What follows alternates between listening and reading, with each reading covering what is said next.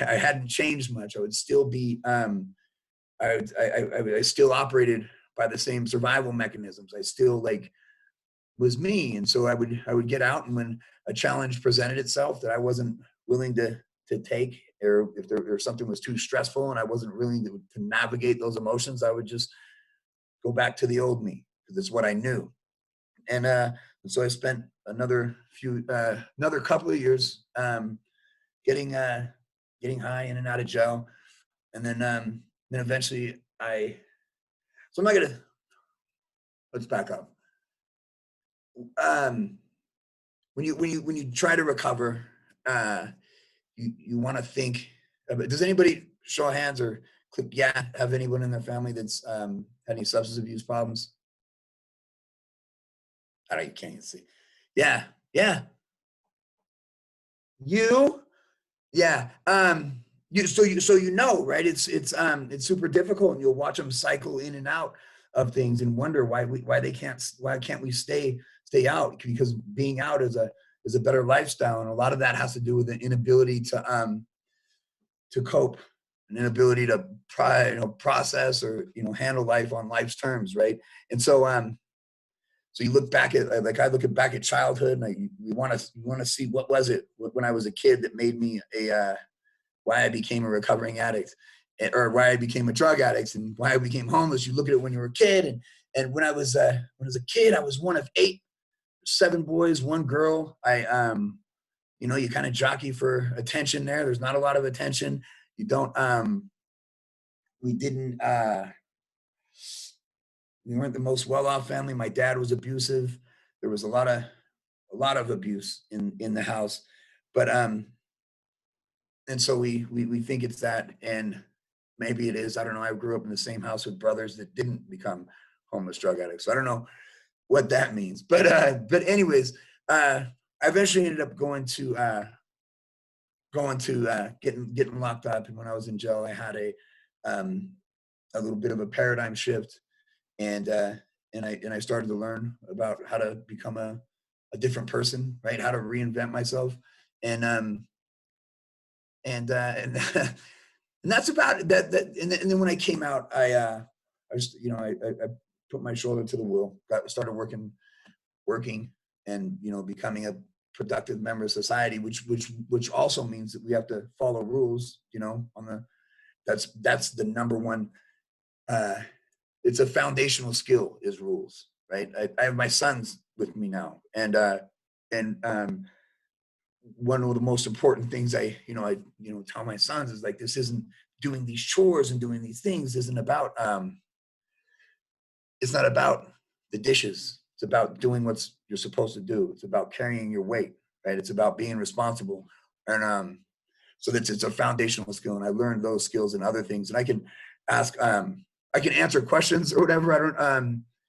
That's pretty much the story in a nutshell. But when I got out, I put my head down, went to work, and started the Karma Box project, um, among other things. And okay, yeah.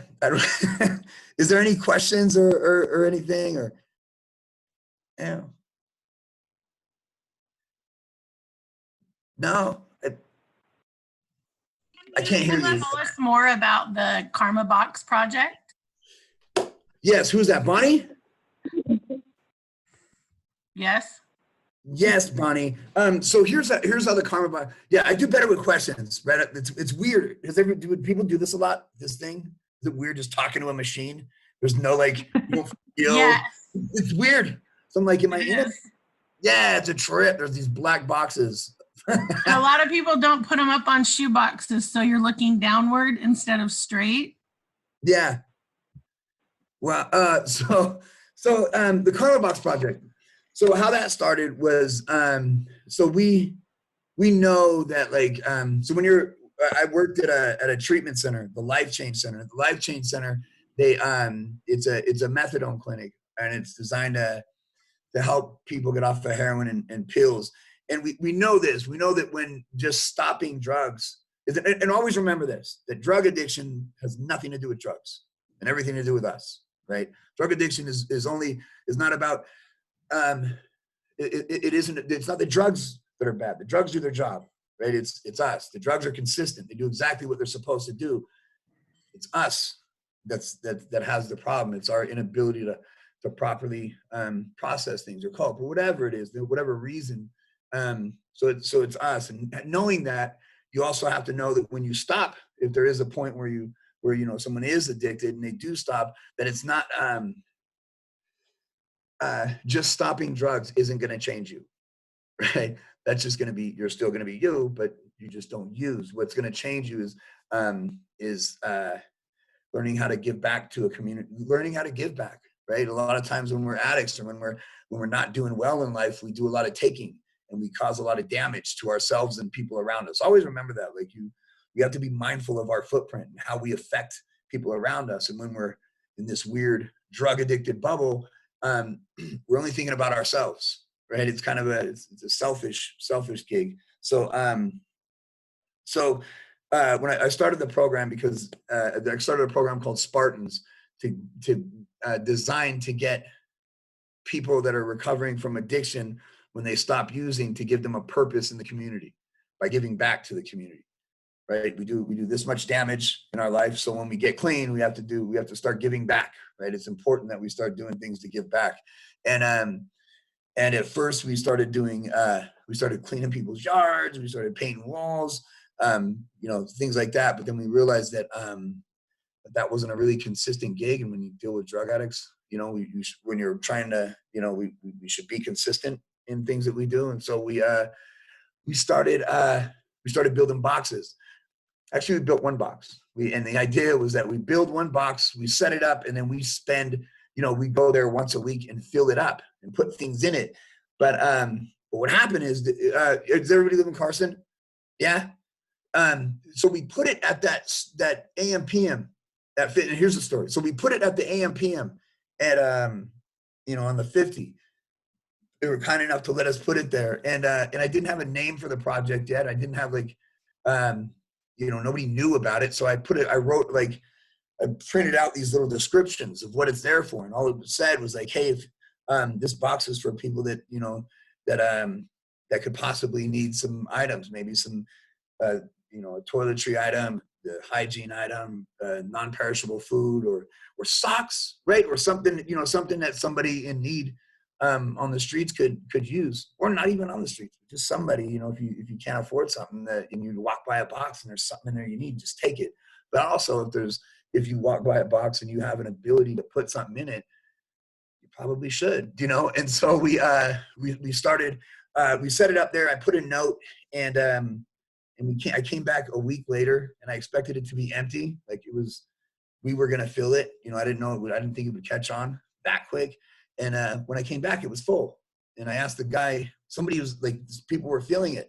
And I asked the guy at the store, I was like, hey, what happened? What's going on? He's like, some lady came in here, took the sign, like took it, read it, took it, and went back. She lived in these trailer parks, this like little trailer park behind the AMPM, and she rallied up the troops, and they started filling it every day. Now keep in mind, these weren't like really well-to-do people. These people are on a fixed income. A lot of them were using food stamps to buy things to put in the box, you know? So it was, I don't know, it was, and so they started filling it, and then we ended up building another one, put one in Reno, and we got artists involved, and artists started painting the boxes. And then the thing about like the Karma Box project, I think why it blew up so quick, because now we have 30 something boxes. There's a few in California, there's a few in Utah, there's you know, it's blowing up really fast. And why I think why it blew up so quick is because everybody has a role in it. You give somebody ownership of something, you give somebody an opportunity or a platform to do the right thing, they'll take it, you know? And so like the painters that painted the box, they kind of own it a little bit, right? They have a little bit of ownership of it. The people that built the box, nobody built, like, I don't build a box. I don't know how to build a box. Actually, Home Depot built the first one. I don't know how to build boxes, but you get people that do what you do good, right? So if you build boxes, build boxes. You're a painter, paint the box, right? If you know how to, you know, if you have resources, fill the boxes. And it just a really cool way to build a community and have give people a role in improving their community, and people like it. And they you know, you give them there's a lot of platforms that do bad things, right? You give somebody a platform to do good stuff, they'll take it. And so I think that's why it blew up so quick. It's weird. Ownership is weird. Like when you feel like you had a role in something, you're less likely to let it fail. Do you know? Yeah. Is that my grandpa was an electrician, right? And he lived in Vegas. And every time I would drive with him everywhere, he would point at things. He'd be like, I wired that building. He's from Alabama. I wired that building. I wired that building. I wired that building. And he owned, like he had a little bit of ownership of the city, right? And so so much so that when I was like 16 and I had my truck, I would drive around with my friends and be like, my grandpa wired that. My grandpa wired that. You know, and I had some weird third-party ownership of it. And that's kind of what the Karma Box project does. Somebody drives by a box that their friend painted. They're like, my friend painted that. Somebody drives by a box that they feel, right? They feel like they kind of own the project. I put things in that box all the time, you know, and it's a cool gig to watch people take ownership and step up to like improve a community. That's it. And that's, I don't know. I think that's why it grew so fast. It's because it's the communities, you know, it's ours. It's a good feeling. Any other questions? Grant, this is Hannah. I have a question. During this time, especially while people are stuck at home and they're dealing with isolation, what kind of suggestions do you have for them handling maintaining their sobriety? I know, we have youth that deal with addiction issues as well. What kind of suggestions or tips do you have for maintaining sobriety during this stressing time? So there's, it's not just us, it's all of us, right? And there's so many groups out there that like are connect, like this, it's a little different, right? But it's there's other people. It's never just you. There's always people out there that are experiencing kind of the same gig. There's like places like Reps for Recovery has free workouts every day, has free yoga. You can log on to things. You can do yoga. You can go to groups. I host a group meeting with them on Wednesdays. There's so many things out there. If you want, Sam, I can send you that link. You can go there every day and do like your little workouts and do yoga, and you can meet people on there and connect with them. And there's also like, so there's that, and then and they can teach you workouts that you can do at home, things that you can do. You can also, like what a lot of folks are doing are learning how to do things that they've never done before. I got a friend that's in recovery that baked some banana bread. He's not a banana bread guy. He's never baked before, but he baked banana bread. He was so excited to tell me. It's kind of goober, it's kind of weird, but he did something new. And like my kids are out. He's like tinkering with like electronics to make things. I don't know. There's so many, like you can go on YouTube and learn how to like build freaking furniture. Do you know? Like there's a lot of stuff that you can do. Like you can use this opportunity to find. I'm gonna read you something real quick. It's about the value of solitude. Like there is a value in this, and we can like learn from it. I'm not being over optimistic, like silver lining, because it does kind of suck. I get it, but there is some cool stuff. There's always, you can pick the cool. Like there's cool about everything. And it says, where's it at? Where are we at? Oh, it says solitude promotes change as it frees us from the needs and expectations of other people. Right? It's just us now. We don't have to impress anybody or do anything to fit in. Like it's us, right? And it also allows the inward reflection that's necessary to better learn who we are. Like what better way to be self-aware than it sounds weird, but to be alone. We get to learn things. I think it's I know it sucks. Like my kids they're going a little nuts, but actually they're developing a better relationship between each other. I thought they were going to bite each other's heads off. But they didn't, right? They didn't. They're actually learning how to treat each other better. It's not a bad gig, And if you can get, and the really cool thing is that nobody in this lifetime has ever experienced anything like this. I never have. I mean, I don't know. I don't think anybody has. And we're going through this, and we're gonna make it out of it. And how cool is that to have that story that you get to tell your grandkids? When I was your age, I was in a pandemic, I survived it, right? I think it's a good thing. I don't know. Yeah, of course there's bad stuff, but if you look at it, like we're gonna survive. We're gonna do well. We're gonna come out better. You're gonna learn things about yourself in this. So yeah, I would say you can go to AA meetings and things like that, but there's also other groups doing other things. I think it's like focus on sobriety, yeah, in recovery groups, but also focus on reinventing yourself or learning new things or doing new stuff. I think it's a good opportunity to do that. You kind of don't have a really choice. You don't have too many options on that one. Yeah, I'm waiting for people to respond. Like, Is there any more questions? You guys want to hear a cool story or something? I don't know. Hi, Grant. This is Bonnie. Hey, Bonnie. Hi, and everybody else that already knows me. Hi, guys. My question. Hi, Preston. Hi. During this time with all of the recovery and the question that was just asked is what steps can they take? But also, are you finding that they're using the facilities that are available to them, like you said, AA and NA and all the different groups and things like that, because previously they were in person at different locations throughout town. not everybody that is a recovering, again, drug addict, alcoholic, recovering, whatever, is going to have access to the internet to be able to do a Zoom one-on-one counseling service. So what are you thinking, or what do you think a lot of these other entities are doing to be able to do outreach to help the recovering addicts that don't have the Wi-Fi available to them, you know, to be able to do Zoom conferences? The outreach is weird now. It's weird. So I work on the street with the ambassadors. The outreach is really weird because like because how do we get to stay on, Bonnie, because I want to make how do we get to people, and how do we know who needs what? So they have there was a place called Foundations for Recovery, and their main thing was that they work with people in recovery, but then they're shut down now. And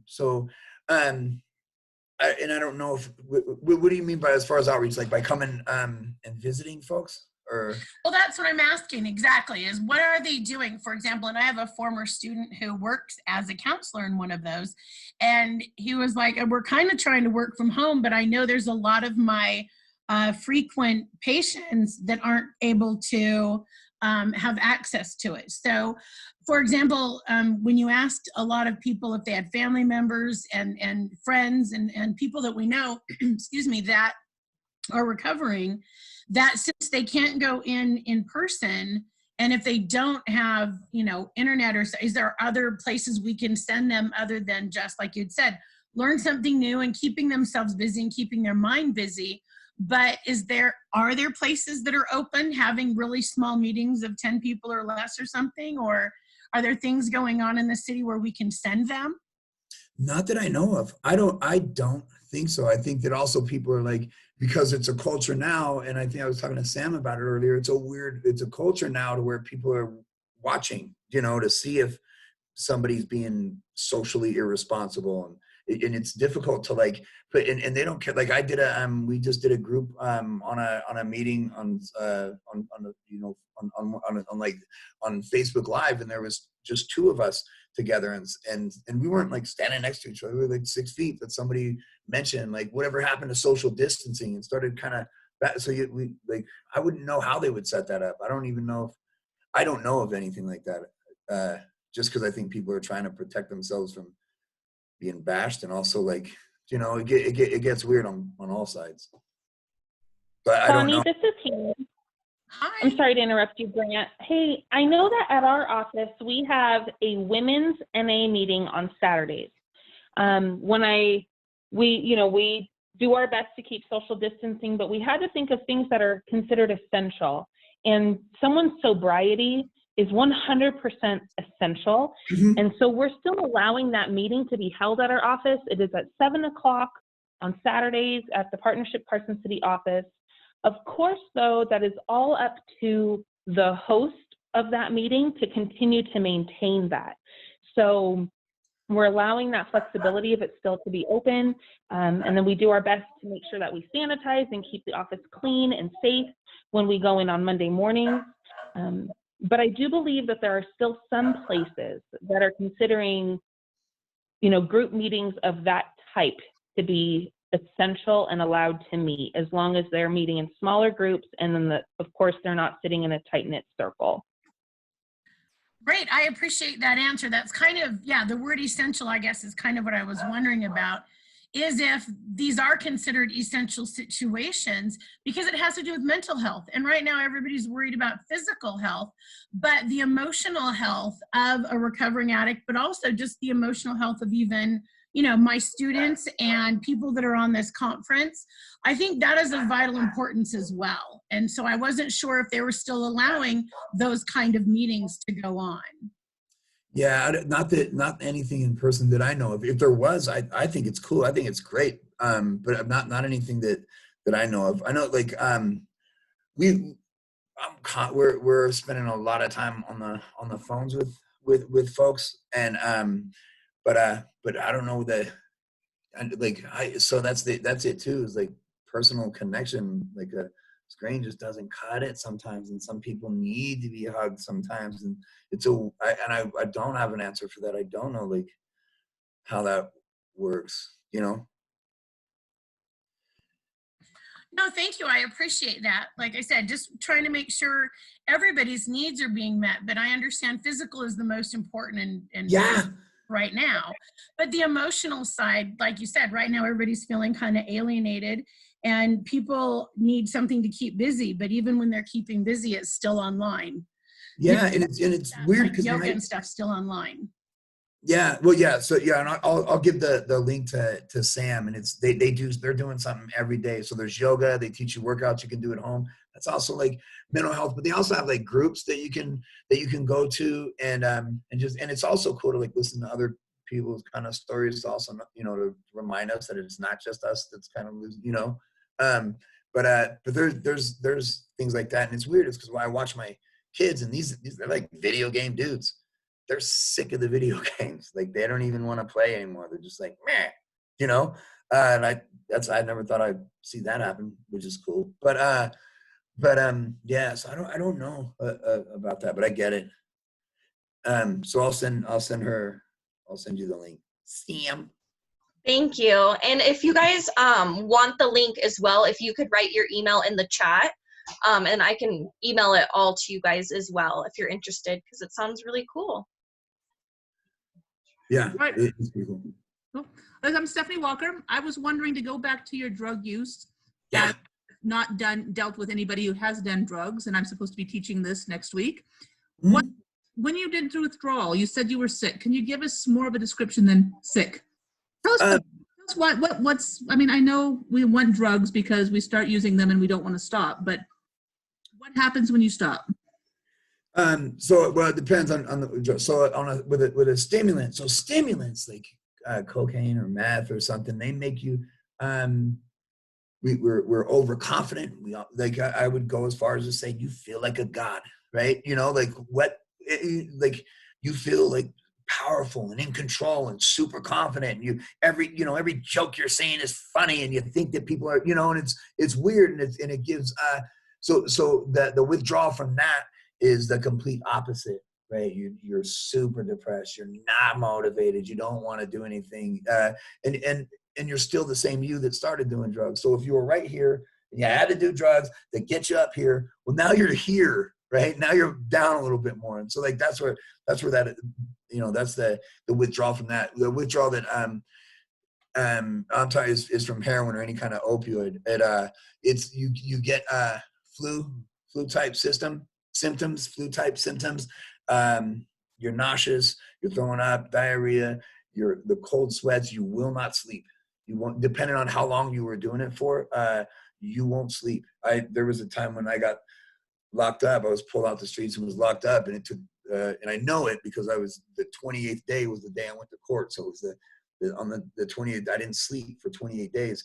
You get the kicks. It's a pretty bad gig, and all those emotions that you were trying to avoid, now they're dumping on you. It's like what happens when you're doing drugs, when you're like, what withdrawal is, you're driving down the street you ever seen a truck on a dirt road, right? And it's got that whip of dust behind it. So that's, us on drugs. We're just jamming down a dirt street, and there's a tail whip of dirt behind us. And then when you stop, all that dust covers you. And so all those emotions and all those things and all the damage you've done and everything you're trying to avoid, once you stop, covers you. And that's why people continue to relapse, because we can't deal with how it feels, because it's physical, right? It's emotional. It's probably some of the worst. It's dumping it all on you, all at once. And it's bad. And this is why, like, most people don't, most drug addicts aren't out committing crimes to get more drugs. When they're high, we're committing crimes to get more drugs when we're withdrawing, because it's bad enough to where you weigh it out. Well, I could go to prison for the rest of my life, or I could get rid of this sick. And we also weigh out dying, right? We could weigh out overdosing. Well, you could overdose with this, we're uncertain what's in here and people are dying, or I could experience the worst pain I've ever felt in my life, right? And that's why we roll the dice. Because it's that bad of a pain.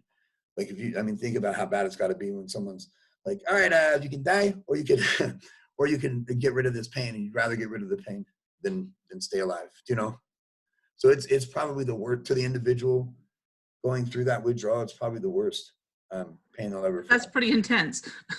Oh yeah. Oh yeah. And it's real. And like and a lot of times we'll substitute drugs to try to chop that out. Well, if you go into withdrawals, and so if all you have access to is alcohol, then you drink that alcohol. And then how I was cross addicted, and because I was doing both, I was an IV user, was I started to use meth to stop the withdrawals from the heroin. And then I just adapted and started doing both of them. And it's weird how bad it compiles and how quick things get bad. And before you realize you're at a bus stop with your ex-wife calling you a loser in all caps. Yelled it through the phone. How rude. Yeah, so it's pretty bad. Yeah. Why did you start in the first place? I think so there's several reasons why people start, but if I go back to, I think about the first time I drank, nobody likes alcohol when they first drink beer. Nobody like takes a shot of vodka and is like, yeah, that's it. We do it right for either the reason I did it is and not even because I wanted to escape. It's because those guys were doing it, and I wanted to be part of that group. I felt disconnected from my family. I felt disconnected from my brothers. I had a few things happen that like made me feel like I felt like an awkward little boy, a creepy, awkward little boy. And so I didn't feel like I belonged. And then there's these group of guys they were the cool guys and they were drinking. And I was like, I want to be with those guys, And so you do whatever, and so I drank with them. And the first time I did meth was with some guys that I just wanted to belong. I wanted to be part of that crew. And so most of drug use is about belonging, I think, Peer pressure, man, peer pressure. You know what? But it wasn't even pressure, though. I wanted just available. Yeah, well, I wanted to be part of this crew. I wanted these guys to accept me. I want to be a part of something. And most drug addiction is about connection, feeling connected to somebody or something. And maybe somebody will like me. Do you know what I mean? And it's good to be liked or feel loved or feel like you're part of something. It's bigger baked than banana bread. It's much better. Huh?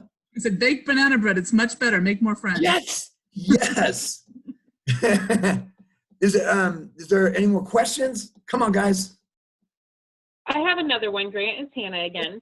Hannah. For the parents that are in here, I'm sure that there's probably some parents that are wondering how you might go about talking to your children about drugs and drug use. Do you have any tips or suggestions for the parents on the phone? Yeah. So I think that they probably know more than you think they know. And the idea so I work with kids a lot, and I don't make it. So when I was growing up, there was this commercial, and I don't know if you guys remember, there was an egg that they cracked and they fried on a pan. They're like, "This is your brain on drugs." And I was watching that commercial. I'm like, "No, it fries your brain." But then, but then the reality of doing drugs wasn't about. I'm not going to think about drugs frying my brain, because if you weigh it out again, like with overdosing or being in the worst period in your life, you weigh it out. You're like, well, you much rather belong to something, and so like you weigh it. So that was the commercial, and the commercial was about frying your brain, and that wasn't enough motivation to make me stop. I wanted to belong, and but I don't make it about the drugs. It's not about there's drugs all over. It's about what do you want to do and who you want to be, and whatever is what you're doing gonna get you there. Like if you want to, like, what do you want to do? You want to own a business? Do you like, is this behavior, is this what we're doing gonna get them there? Does it like is it going to get you there faster? Is it going to stop you from getting there? Is it going to prevent you from being what you want to be or going where you want to go? And so that's how and so I think the answer would be like with the folks that I work with is like, what do you have to do to get to where you want to be? And if partying or doing drugs or hanging out with this group, and if it feels good to hang out with the group, but if partying with that group is going to prevent you from getting there, that's a real life application. Is like, is that something that you want to be? Because if you do these things, you get this. That's it. Like, does that make sense? I think that's a perfect answer, Grant. When I look back for the parents on the phone, I too am a parent now, and a parent who works in the substance abuse prevention field. When I look back at when my mom would talk to me about drugs or substances, it was the same thing. And I think that she had great success. I have made it through my life without too many problems other than typical teenage things. But I do think that that's huge. And for any of the youth on the phone, think about it like that for yourself as well. You know, and when it relates to your friends as well, what kind of lifestyle do you want you and your friend groups to have?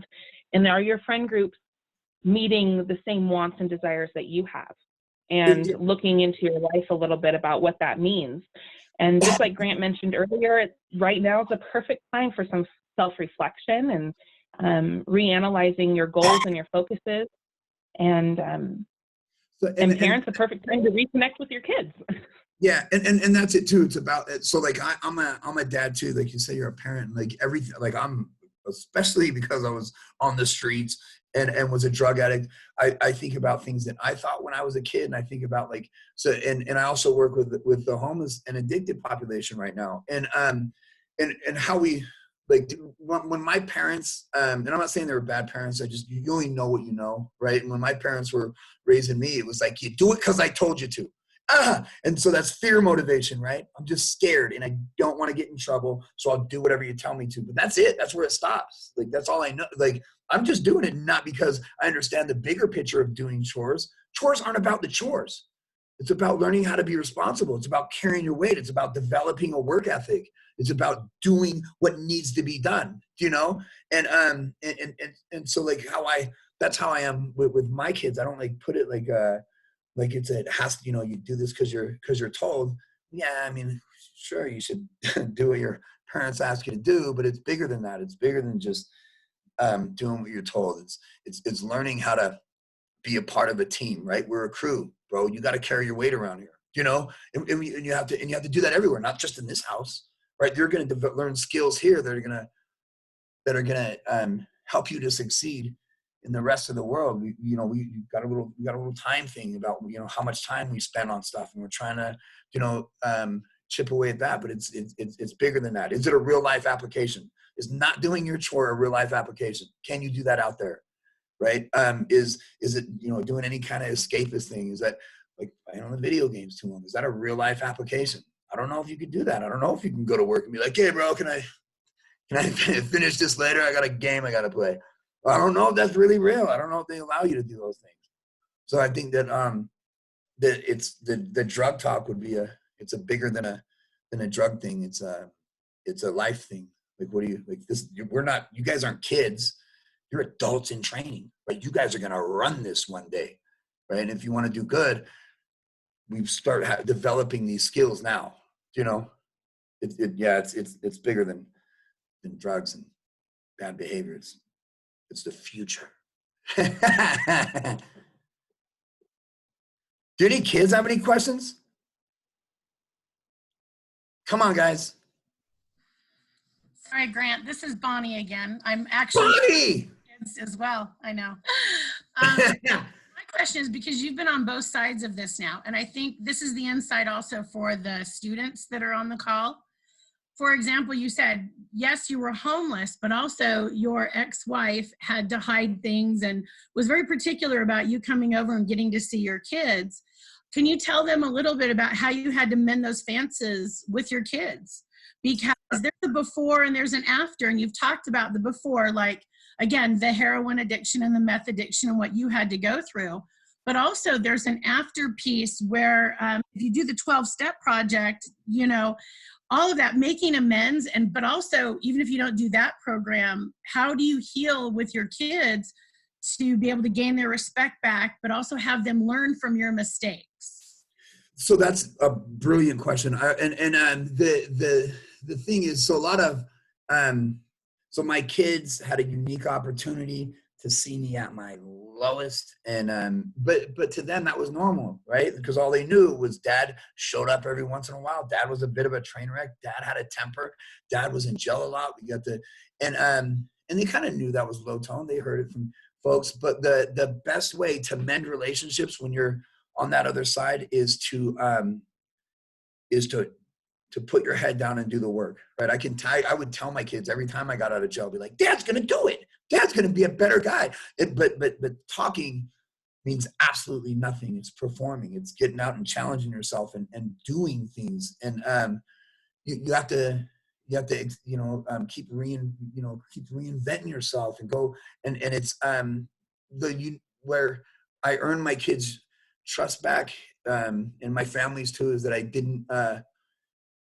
didn't say much. I just went to work. I put my head down and I grinded. I accepted new challenges and I proved to them without saying anything that I was worthy of, and you're always worthy of your kids' love. You don't want to say that, but my kids, but where I was behaving before, they probably shouldn't have been around that. They probably shouldn't have seen a lot of the things they saw because I was just not a really good person. I'm not teaching my kids things that they should learn. That's going to help them to grow. I was kind of confusing them with stuff. So when they had an opportunity to see me grow and they saw that I didn't just make promises, I just started climbing and I started achieving. That's the best thing that you can do is just be a good person and start achieving. That's how and then my mom eventually my mom would never, do we have, how much time do we have? Do we have time? Can I show you guys a video of my mom?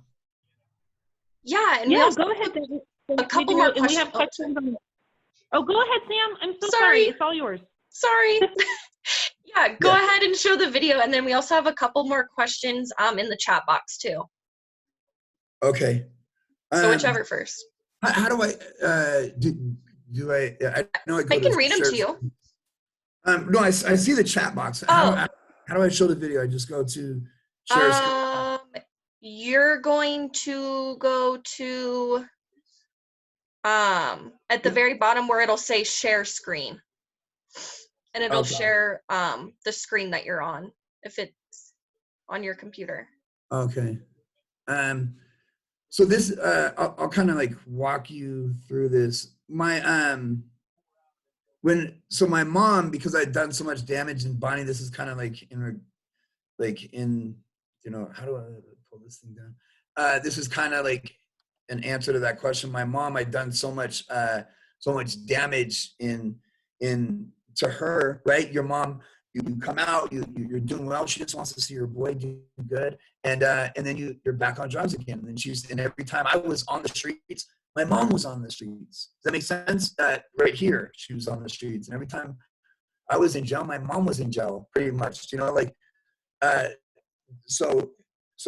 was doing a lot of damage, and my mom at a certain point wouldn't let me come over because I wasn't doing well, and I was a negative force. And so eventually, after 8 months, my mom let me come over. I was trespassed from her property. I wasn't allowed to be over there.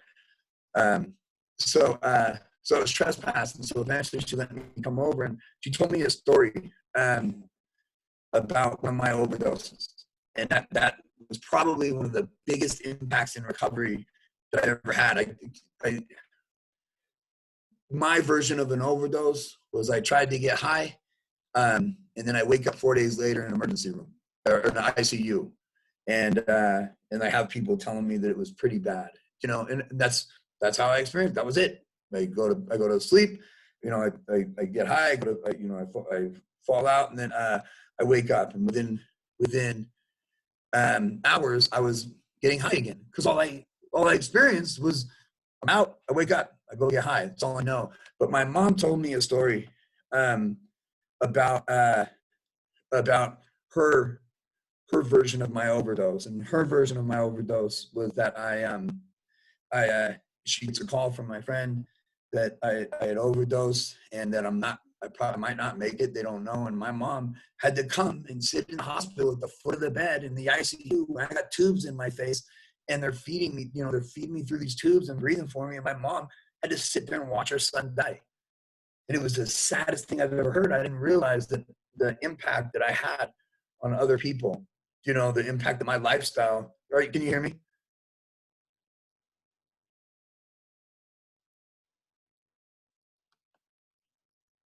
Okay. I'm going to play this video real real quick. So again, this is my mom. When you, I don't know exactly. Can everybody where hear to it? start, but you were when you were a little guy, we called you guys smiley because you were always smiling, you were always so happy, and you were always bright and cheerful. And I would work out at home. I would do sit-ups, and I started putting my feet under the couch, laying on my stomach, and then raising, put my hands like this and raising back, and you would always be right there doing it with me. And I remember one time when Aunt Kathy came, before you were even in kindergarten, you were a toddler, and all you had on were little red. Oh, sorry. Hold on. Sorry. Oh, jeez. Okay. Child is your own child. Hold on. Pack, and you had wings. And you blew your Aunt Kathy away. She'd never seen anybody that young with a natural six-pack. Well, you've been working out with me, but you were a toddler. And wings.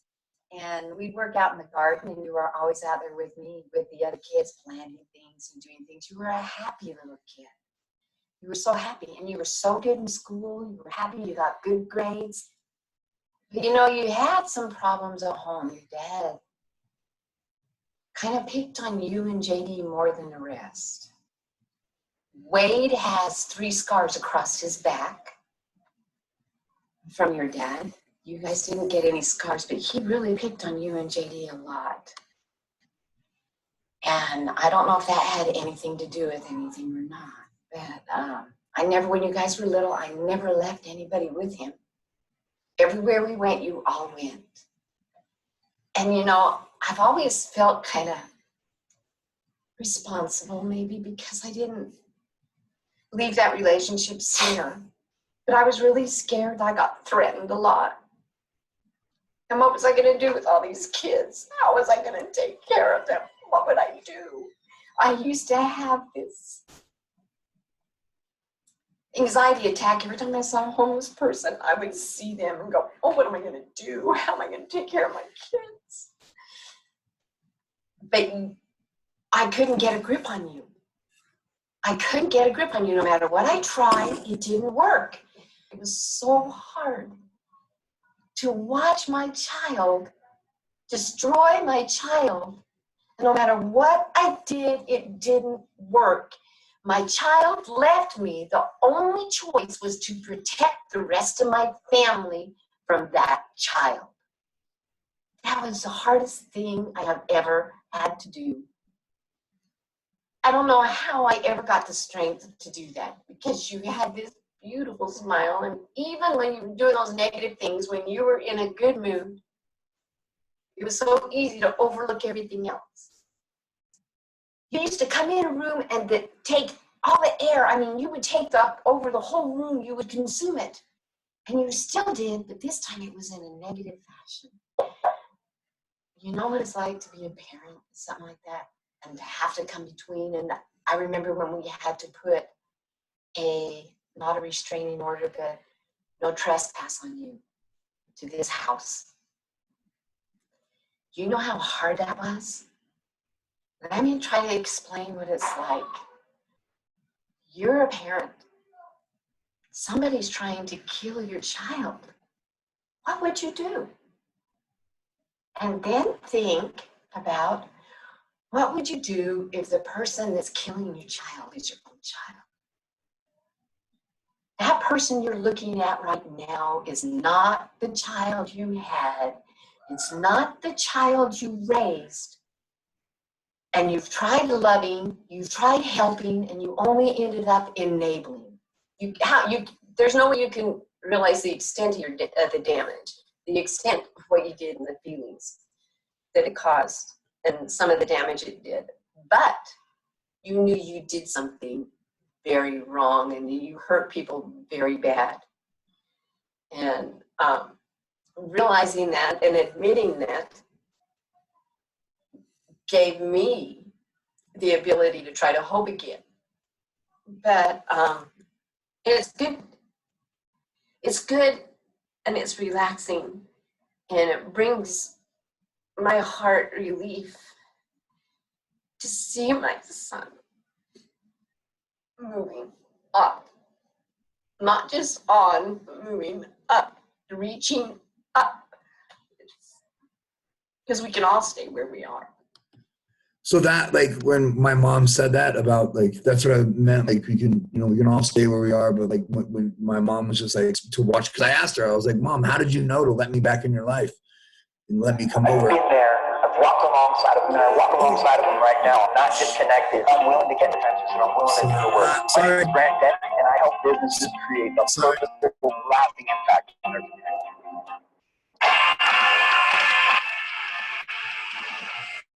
All right. Sorry, guys. Okay. That was intense. All right. So what questions? Let's roll. Okay, so the first question is, what's something that you still have to deal with as a result of your addiction even after recovering? So I was fortunate enough to where I don't really have any tics or anything like that. A lot of times the drugs move us to certain behaviors. You have people that have weird tics, or my brother got a thing in his neck now where his neck's like this all the time. I was fortunate enough. I don't know yet. I don't know. I'm sure there's something. There's always like long-term stuff. There's 9 years of heavy drug use. I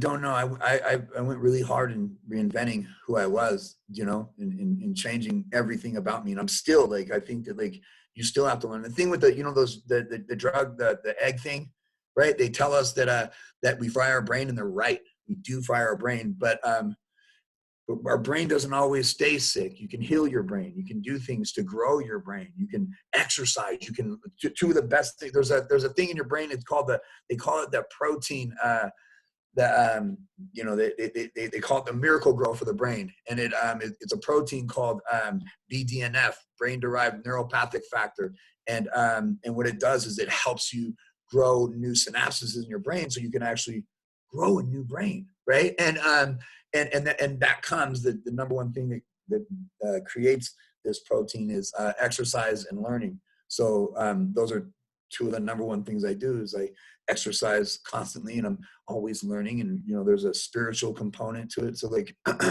so yeah, you get to be so anyways, yeah, so I don't think I have any long-term tics yet. All right. That one was from Abby. Thank you for that one.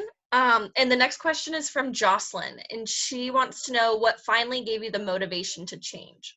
So check this out. So I'm in jail. So I spent a lot of time in jail. You cycle in and out.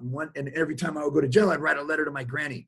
And because my granny was my net, you know, like she would always support me. Not support me, but like if I needed groceries when I was on the street, she'd bring me groceries. She'd give me money every once in a while.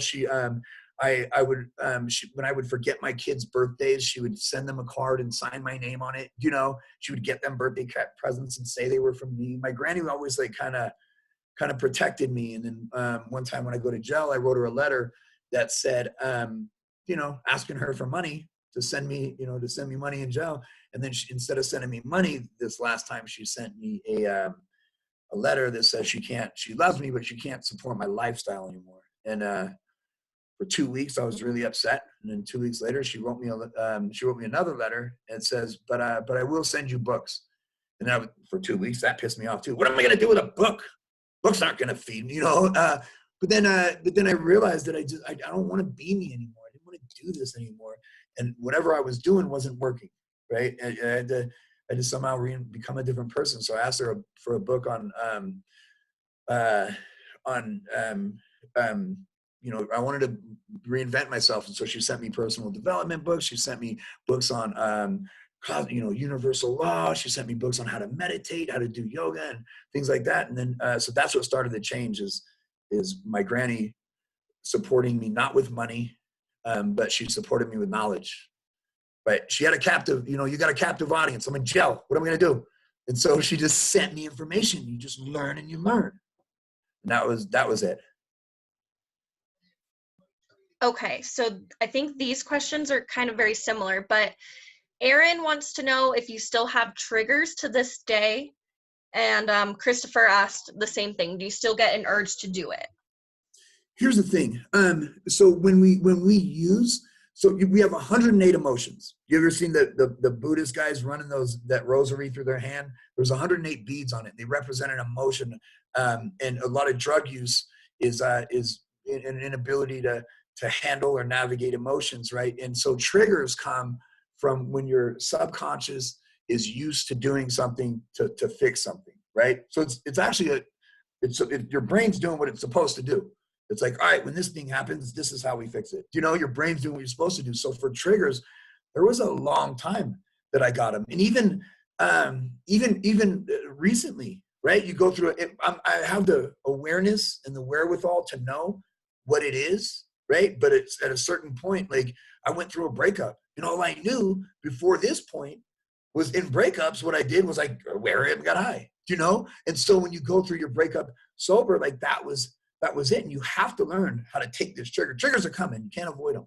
Triggers are coming. You have to learn how to take them, because and that's part of the process, you know, is learning how to do things without drugs. And it's difficult, but if you know they're coming, right? And I kind of knew, I kind of avoided the breakup because I was like, you know, it's not a good feeling. We sometimes want to take the path with the least resistance, and sometimes that's good, but sometimes you just got to do it. So yeah, no, I still get triggers like and it doesn't mean that you're going to use, it doesn't mean that's an option, because it's not an option, right? Yeah, but it's a very normal thing. You'll get a trigger. I'll drive by, and sometimes triggers, you know, they step back, but they're not as strong, but they, you know, you still remember things, you know, things still cross your mind, but it depends on like with what do you want to be, you know? And I definitely don't want to be homeless again, or lose my family again, or lose a track, or impact the world. And a bigger picture is, how do I impact the world? I don't want to impact the world bad anymore. I want to leave a good footprint, you know? So yeah, you'll still get triggers. That wraps into our next question is, Yeah. How do you feel knowing that you're clean and started an amazing thing with the Karma Box project? So I know, I know this, that what you do for yourself in this lifetime, write this down. What you do for yourself in this lifetime dies with you. What you do for others is your legacy. I don't know what your belief systems are about during life or afterlife, but if we focus on doing the best we can for other people and lifting people up around us, it's building legacy. Not that they're gonna build a statue after you or start naming buildings after you, but you're helping other people. You're helping humans. What's better than helping a human? And it feels good. It does feel good. And opposite, you know, from doing when we're doing not so good things, and that compiles. When you start doing good things, you'll start doing other good things, and you know, like you start building a life for yourself, you know, and those around you, and that's a lot easier. Like when you're doing good, it's not easy, but like, man, it does feel good, and it feels good to know that you're leaving a positive footprint, and you're creating things around you that impact other people in a positive way. You know, it's bigger than us. Is there another one?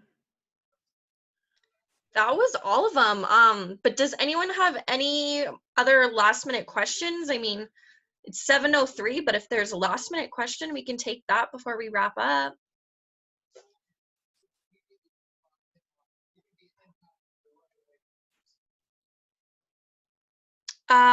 Jocelyn wants to know if you can say that quote again. Yeah, what you do for yourself in this lifetime dies with you. What you do for other people becomes your legacy. And I have another quote for you.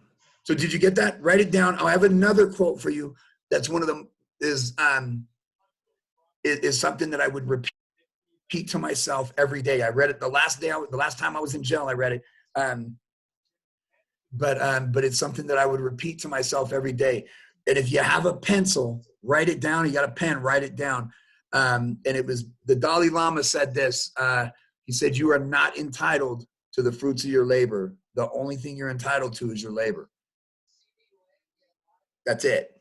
right? So if you believe that, the only thing you're entitled to is your labor, then everything's a gift, right? And if all you have is your labor, then you should take it and just go to work, do work. The answer to life is work and love, I believe, right? Work and love. That makes sense? Yeah. Awesome.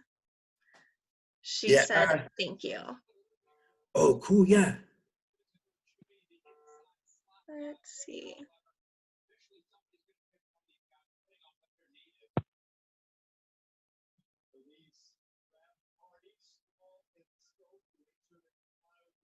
And then Nate said, I had more of a private question, but I'm not sure Grant had gotten it. I think he might have messaged it to you. Oh, let's see. Well, if it's a private question, does it require a private answer, right? No idea.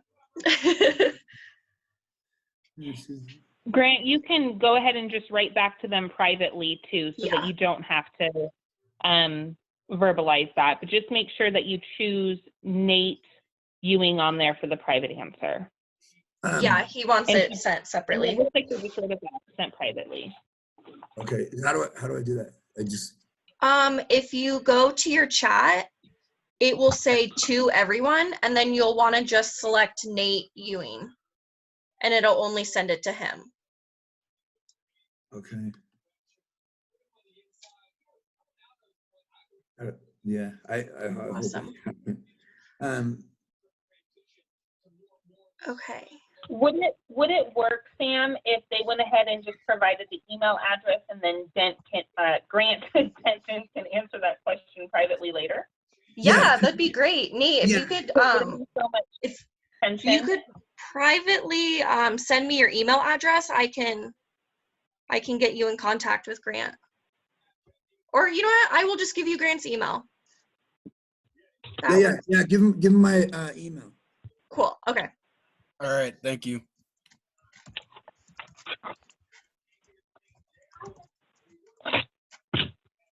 There's only one other thing that I would like to say for everyone that's on tonight. Partnership Carson City does have a karma box. We do keep our karma box inside just because our trash cans get stolen. The last thing we want is our karma box to get stolen. But if you ever have the desire to donate to the karma box, or you ever feel like you're in need of it, or you can grab something out and give it to someone else in need, we invite you to do that. What we find we need a lot in our building for our karma box is hygiene products and simple things like granola bars that for people who are walking by can just go ahead and grab one out when they stop into our office. So just so you know, there is a karma box somewhere in your neighborhood in Carson, and you can feel free to always donate to one, and there is one in our building as well. Cool. This is Bonnie again, Grant. I'm sorry for so many questions. Oh, yeah. How can we request karma boxes in specific areas? Like she was just talking about, Hannah was talking about in her building. If we wanted one in our school, or say, for example, there was a particular area in Carson that we would love to see a karma box go up, perhaps in our neighborhood, so that we could fill it. How do we go about requesting to be able to get a karma box in a certain location? Email me, because it's like this. I've never really asked permission to put them up. We just we go to somebody, we're like, hey, can we put them here? And they're like, yeah. And sometimes so I went to a restaurant owner and we put it up in front of his restaurant, but the guy that owned the land was like, take it out. And so we moved it. But like, if you know somebody that owns the property, and that's pretty much it. And then we get someone to build a box for it. And then we get somebody to paint it. You get a group to build it, a group to paint it. And then you drive the box filling culture, because it's not as much about the box as it is the culture to keep it full, and then that's it. It doesn't, I say it doesn't, I don't think it takes much, we just gotta find someone that's willing to put it up in front of their spot, and that's it. And all the other stuff will come together. Hey, Grant, I have a question for you. Yeah. This is Cruz from Partnership Carson City. Yeah. So I just wanted to ask you something. So you told us that you were in jail for a while, and I have a family member who's in jail right now, and I'm not sure if he's an addict still or if he's recovering. But I'm only 19 years old, and he's probably about 10 years older than me. But I would want like some advice on how do you think I should talk to him and let him know like basically that I still like support him and that I only want what's best for him, but to like kind of like reach out and talk to him like man to man, but kind of have him like not look like I'm trying to like nag him or anything. Cause like seeing as like you were in there, like how would you want someone to talk to you, you know, but to know that they're supporting you instead of just bugging you? Yeah, so Cruz, like um that's a big one. And I had a brother do that. But now know that like there's things that we do now that to help people that are going through addiction Yeah. that won't stick now. You know what I mean? Like so my brother wrote me a letter. Me and my brother were estranged. We never really spoke, and we kind of were down each other's throats, you know, down each other's necks. We kicked each other's butts for a little while. And then I didn't speak with him for years because of my lifestyle. And then one day I was locked up, and out of nowhere I get a letter from him, and he told me like he wasn't being accusatory. It wasn't like, you know, taking shots at me. He told me like, dude, I love, like, one of the things that is that we feel like we've done so much damage that it's irreversible, right? And then but when somebody tells us that they love us and they care about us, and that being available is a big deal, you know, and letting him know that you love him. You have to have boundaries, or else you'll become an enabler, right? You have to set up boundaries on how you'll help. Yeah. But I think a big deal is to what you just said. Everything you just said right now is something that he needs to hear, for sure. Yeah, yeah. And I wouldn't. Here's the thing too, is he already knows how much damage he's done. We don't have to remind him.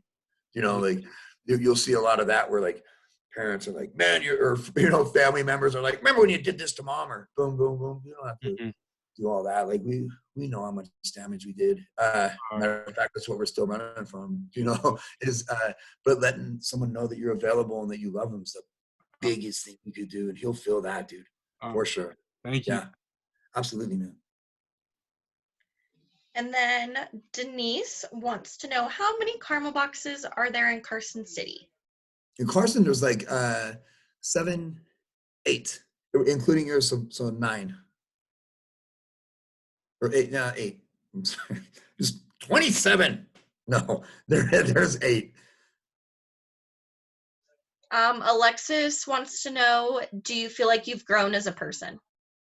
Absolutely, and you continue to grow. So the thing is, know this, that we have 650,000 thoughts a day. 650,000 thoughts a day, and they say that 90% of them are thoughts from the previous day, right? So what does that mean? We're living 90% in the past if we don't create new challenges and continue to press ourselves to do new things, and so that's like important to me. We have to, to be a good human, we have to continue to grow, right? The second you know, like muscles, right? When you're lifting weights, right? If you stop lifting weights, your muscles will go into atrophy. They'll just stop growing, right? If you stop learning, your brain will go into atrophy. It'll stop growing. It'll start eating itself. That's why people regress.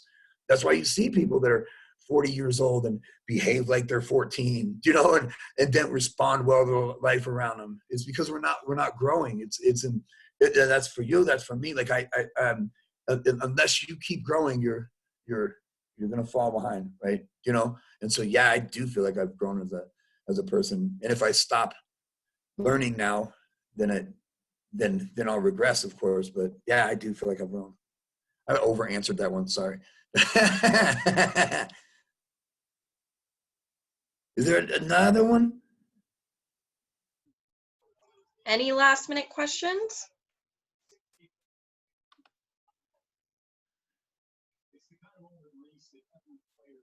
Going once, going twice. Okay. So, Well, thank Right. you so much, Grant, for being our first presenter. This was awesome, and I hope that you guys all benefited from this and you got to ask your questions. There was some really great discussion, so it was nice to be able to all connect together. Our next presentation will be on Monday at the same time. We will have Terry Kearns from the Attorney General's office talking about opioid addiction and what you need to know about that. So we hope that you guys will continue to join us for all of our next engagements that we'll be having. And I want to thank you guys for all registering and showing up, and I hope this was helpful to you guys. cool, right on. Thank you for your time, Grant. Thank you, Bonnie. Thank you, Sam. Thank you, Thanks, Steph. Thank you, everybody. Grant. And thank you to Erin Bean for setting this all up as well, too. Thank you, Erin Bean. She's the best. She is. She's pretty great. Thanks, All right. Grant. Hey. Awesome. Hey, right on, man. Thank you, brother. Have a good one, guys. Have a good one. Thank you.